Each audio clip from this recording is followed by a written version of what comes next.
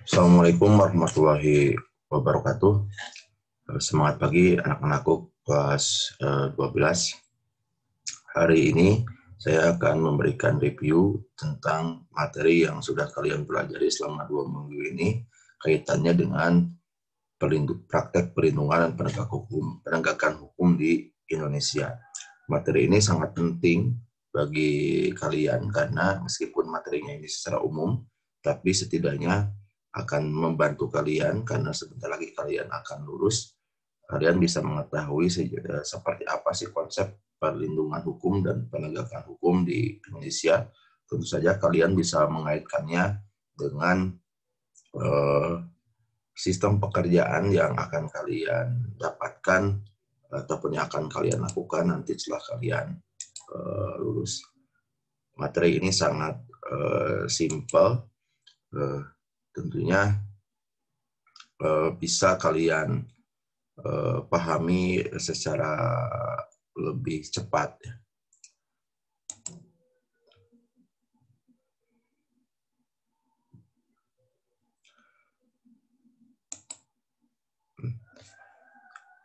Ini gambaran secara umum materinya. Bapak akan menjelaskan mulai dari hakikat pelindungan penegakan hukumnya, kemudian lembaga penegakan hukumnya, kemudian sikap positif terhadap perlindungan dan penegakan hukum. Baik, kita mulai dari subjudul yang pertama tentang hakikat perlindungan dan penegakan hukum. Apa sih sebenarnya perlindungan dan penegakan hukum? Ada dua konsep di sini, ada konsep perlindungan dan penegakan hukum. Dua-duanya sangat berkaitan satu sama lain. Perlindungan hukum itu merupakan jaminan hak dan kewajiban warga negara dari pemerintah ataupun warga negara lainnya. Di mana tujuannya bagaimana kepentingan-kepentingan warga negara ini bisa dilindungi baik oleh pemerintah ataupun warga negara yang lainnya. Karena kalau kita merunut pada pendapat dari PANKAN, salah satu tujuan hukum itu adalah melindungi kepentingan orang lain. Di sini ada kata kuncinya adalah konsep perlindungan, melindungi kepentingan. Artinya perlindungan hukum itu ya adalah perlindungan terhadap kepentingan-kepentingan warga negara, baik oleh pemerintah ataupun warga negara lainnya. Apa saja sih yang menjadi unsur perlindungan hukum?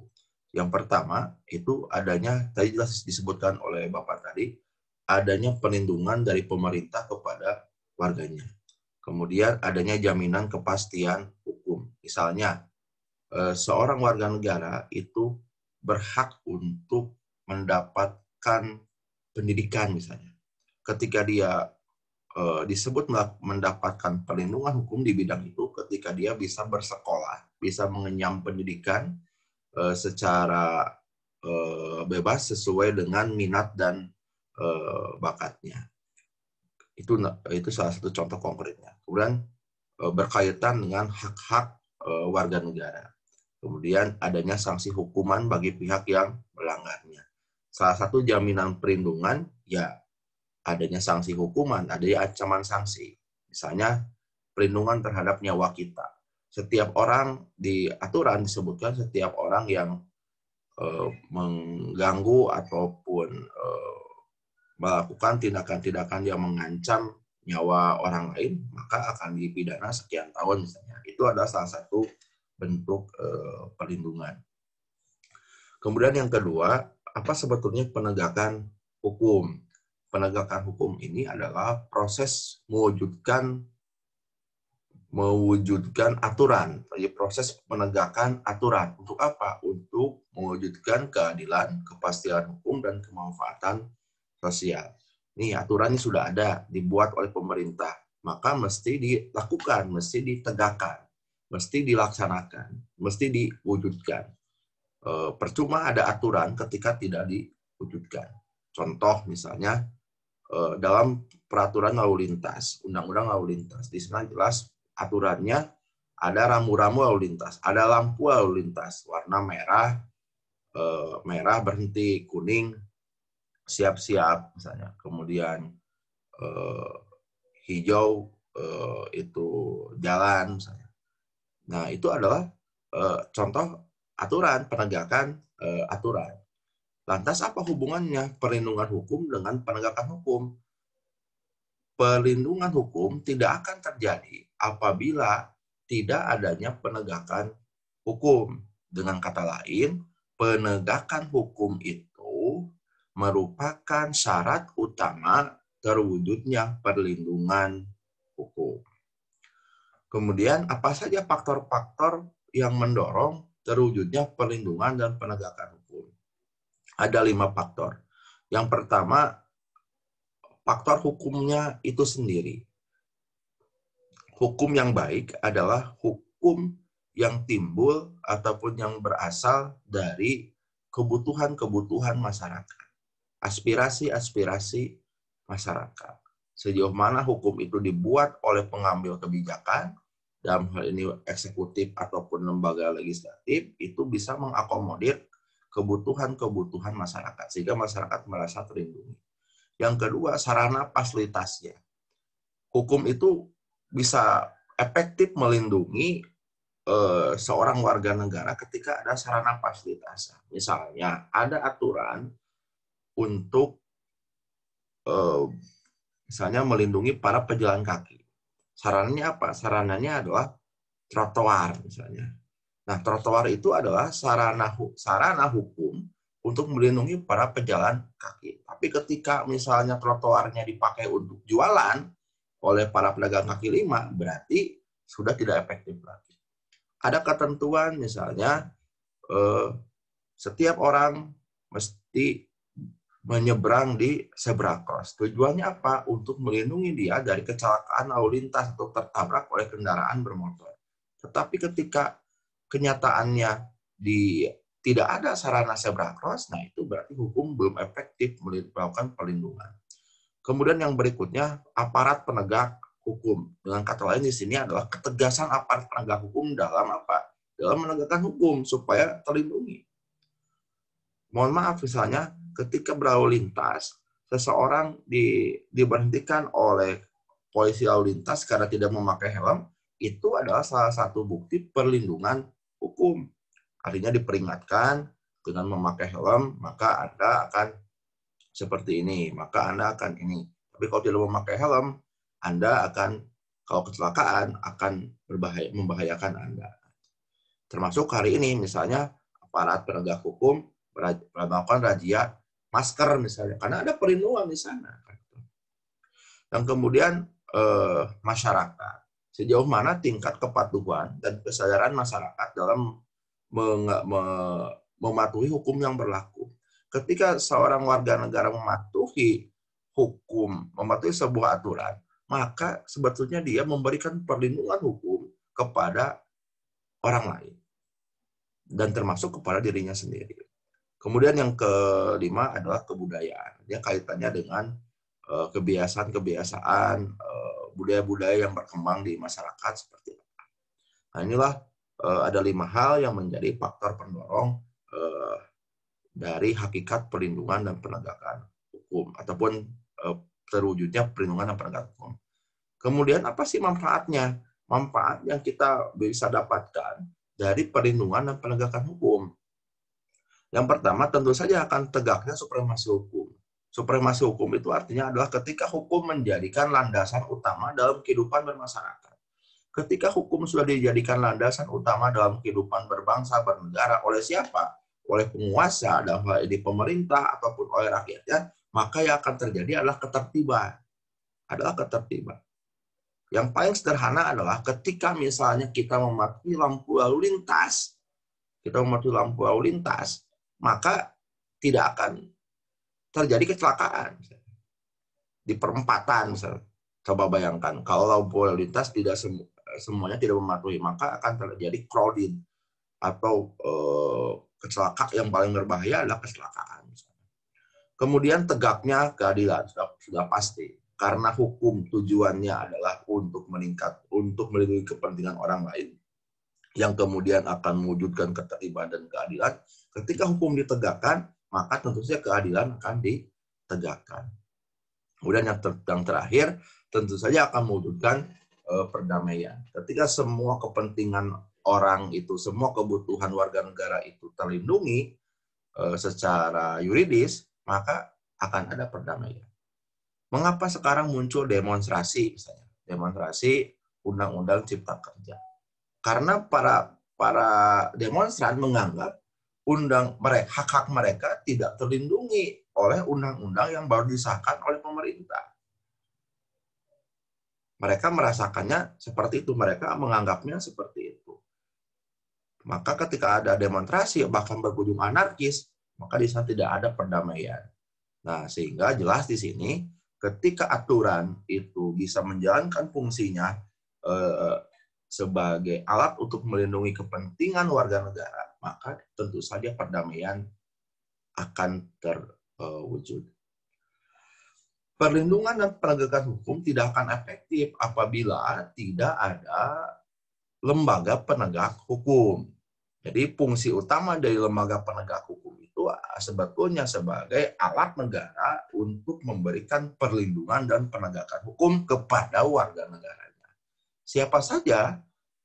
Ada 4 yang menjadi lembaga penegak hukum yang akan saya bahas. Yang pertama adalah kepolisian. Kepolisian itu kalau menurut pasal 30 Undang-Undang Dasar, kepolisian itu merupakan alat negara untuk menjaga keamanan.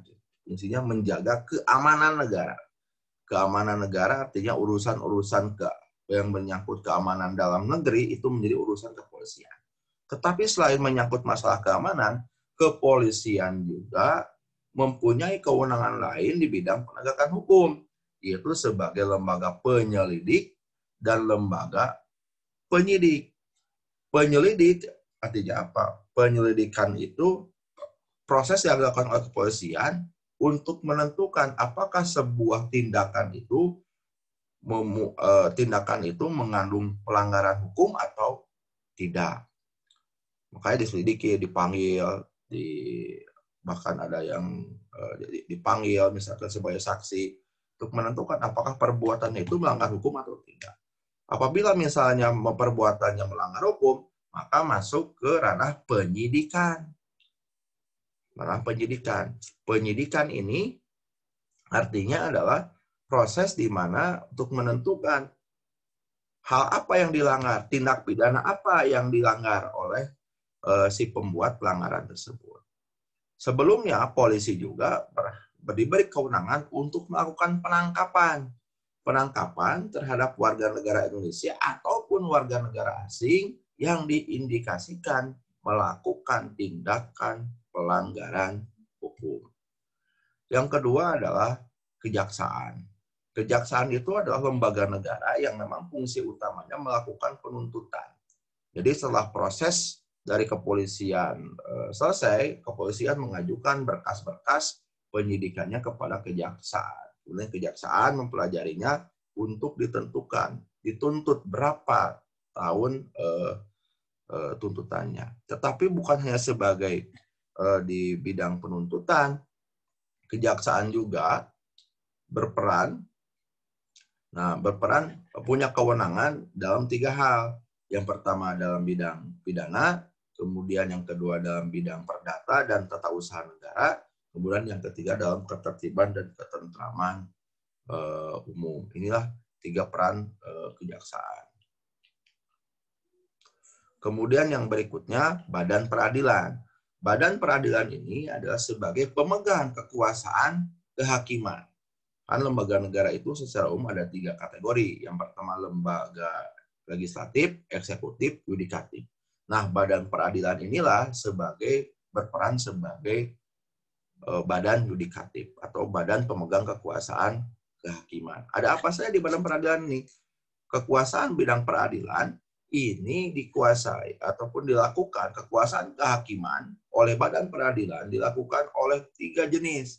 Yang pertama oleh Mahkamah Agung, yang kedua oleh badan-badan peradilan di bawah Mahkamah Agung, yang ketiga oleh Mahkamah Konstitusi. Di 3 jenis lembaga peradilan tadi terdapat yang namanya Hakim. Hakim adalah alat negara yang berwenang untuk memutuskan semua perkara hukum yang dipersengketakan di pengadilan untuk diputuskan sesuai dengan ketentuan-ketentuan yang berlaku. Dan hakim ini ketika mengambil keputusan itu harus terbebas dari berbagai macam intervensi. Artinya dia independen, mandiri. Kemudian yang keempat adalah advokat. Dulu namanya pembela. Tapi terkesan seperti membela yang salah, diganti namanya advokat atau kuasa hukum. Advokat itu adalah memberikan advice atau memberikan pendampingan hukum kepada siapa? Kepada siapapun yang mengalami yang sedang mendapatkan permasalahan hukum. Ketika misalnya seorang melakukan tindak pidana, maka didampingi oleh advokat. Advokat tidak boleh misalnya menutup-nutupi kesalahan ataupun memutarbalikan fakta si kliennya. Tapi advokat itu memastikan bahwa si kliennya itu diadili berdasarkan ketentuan-ketentuan perundang-undangan yang berlaku atau dituntut berdasarkan perbuatannya. Misalnya, dia mengadvise seorang pencuri. Jangan sampai karena kelakuannya mencuri, tetapi dia dituntut berdasarkan pasal pembunuhan. Nah, disinilah peran advokat meluruskan itu. Karena tidak semua warga negara yang tersangkut kasus pidana ataupun perdata itu paham akan hukum, akan aturan. Dan di sana peran advokat. Kemudian yang berikutnya, selain dengan penegakan oleh lembaga penegak hukum, perlindungan dan penegakan hukum juga tidak akan terjadi apabila tidak ada dukungan dari warga negaranya. Maka dengan cara apa? Warga negara itu harus menampilkan sikap positif terhadap perlindungan dan penegakan hukum. Nah, dalam bentuk apa? Dalam bentuk kepatuhan terhadap hukum atau kepatuhan terhadap hukum, bukan ketidakpatuhan terhadap hukum. Seseorang yang melindungi kepentingan orang lain berarti dia patuh terhadap hukum. Tetapi seseorang yang tidak melindungi kepentingan orang lain berarti dia tidak patuh terhadap hukum. Kepatuhan terhadap hukum ini artinya bagaimana sikap dan perilaku seorang warga negara yang sesuai dengan ketentuan-ketentuan yang berlaku. Misalnya dalam berlalu lintas yang paling sederhana. Ketika berlalu lintas wajib mempunyai SIM. Ketika berlalu lintas wajib memakai helm. Ketika Anda memakai helm dan mempunyai SIM, berarti Anda sudah patuh terhadap hukum. Berarti Anda sudah melindungi diri Anda sendiri dan orang lain. Kemudian ketidakpatuhan terhadap hukum. Ketidakpatuhan terhadap hukum artinya sikap dan perilaku yang menyimpang dari aturan. Berarti tidak melindungi kepentingan orang lain. Contoh dalam demonstrasi. Dalam demonstrasi merusak fasilitas negara. Itu adalah ketidakpatuhan terhadap hukum. Masalah aksi demonstrasi ini, kita sekarang banyak melihat teman-teman Anda, sama siswa SMK ataupun SMA yang ikut demonstrasi. Apakah itu salah? Tidak sepenuhnya salah, tidak sepenuhnya benar juga. Mengapa? Ketika disebut tidak sepenuhnya salah, itu adalah salah satu cara untuk menyampaikan aspirasi. Tetapi itu menjadi salah ketika Anda sebagai siswa SMK tidak tahu prosedurnya, hanya ikut-ikutan saja. Aksi demonstrasi itu hanya menjadi bagian terakhir saja ketika semua saluran aspirasi itu sudah terhambat, sudah tertutup. Nah, saran saya adalah sebagai siswa SMK, kita harus memberikan contoh bagaimana pendekatan dialogis harus kita dahulukan. Dengan kata lain, selain dengan pendekatan dialogis, Anda juga sebagai siswa SMK banyak cara kita untuk mengkritisi pemerintah. Dengan cara apa? Menularkan pemikiran-pemikiran dalam bentuk artikel atau status di Facebook untuk mengkritisi kebijakan pemerintah itu lebih elegan dibandingkan dengan Anda turun ke jalan tetapi tidak tahu isunya ataupun hanya sekedar ikut-ikutan saja, apalagi sampai merusak fasilitas negara. Nah, kemudian untuk menjamin perlindungan dan penegakan hukum, tadi ada sanksi hukum. Sanksi hukum itu adalah jenis-jenis hukuman yang harus diterima oleh seseorang yang melakukan tindak pelanggaran hukum. Semua materi intisari materi ini secara lengkap bisa Anda baca di handout ataupun di information sheet yang sudah saya sampaikan sebelumnya. Itu saja yang bisa saya sampaikan untuk pertemuan kali ini. Jangan lupa Anda untuk mengerjakan tugas-tugasnya dan jangan lupa mengisi daftar hadirnya. Pesan dari saya untuk hari ini, sekarang lagi disorot siswa SMK yang ikut demonstrasi. Seperti tadi yang saya sampaikan, Anda harus tampil menjadi siswa yang elegan, siswa SMK 1 yang elegan. Dengan cara apa? Dengan cara kita aksi demonstrasinya tidak turun ke jalan, tetapi dengan menulis kritikan-kritikan kepada pemerintah secara elegan lewat artikel ataupun lewat status-status di media sosial. Tapi hati-hati dalam menulis status, jangan bersifat fitnah, karena itu bisa melanggar Undang-Undang ITE dan Anda bisa terjerat oleh aturan. Jadi itu ya, itu mesti jangan sekedar demo ikut-ikutan. Ikut-ikutan tanpa Anda, contoh sekarang ada Undang-Undang Cipta Kerja. Coba Anda pelajari di mana letak kesalahannya. Apabila menemukan kesalahan dalam artian bahwa hak-hak pekerja itu tidak dilindungi oleh undang-undang itu, Anda bikin tulisan, kemudian bikin surat terbuka kepada pemerintah sebagai siswa SMK, kemudian bikin poster ataupun bikin ini dengan berdasarkan pada data, tidak berdasarkan asumsi atau tidak berdasarkan data dari berita-berita hoax yang membuat Anda bisa mendapatkan permasalahan-permasalahan hukum. Ingat, Undang-Undang ITE ini bisa menjerat siapapun ketika Anda bermain ataupun menyuarakan ketentuan ataupun menyuarakan aspirasi di media sosial, mengkritisi kebijakan-kebijakan pemerintah, ataupun menyerang pribadi orang lain tanpa berdasarkan data, tanpa berdasarkan fakta yang ada, yang dapat dipertanggungjawabkan secara hukum. Sebagai orang SMK, Anda harus bisa menjadi teladan di mana siswa SMK berpikirnya tidak menggunakan otot, tetapi menggunakan otak, yang menggunakan logika dan akal sehat, di mana mengedepankan pendekatan dialogis, pendekatan akademis, supaya negara ini ada dalam kedamaian. Sayang sekali, banyak kita melihat aksi demonstrasi ternyata dibumbui oleh provokasi-provokasi yang menyebabkan fasilitas negara yang digunakan ataupun dibangun oleh uang rakyat rusak begitu saja.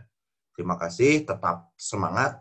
Semoga pandemi ini cepat berakhir sehingga kita bisa bertatap muka di kelas. Assalamualaikum warahmatullahi wabarakatuh.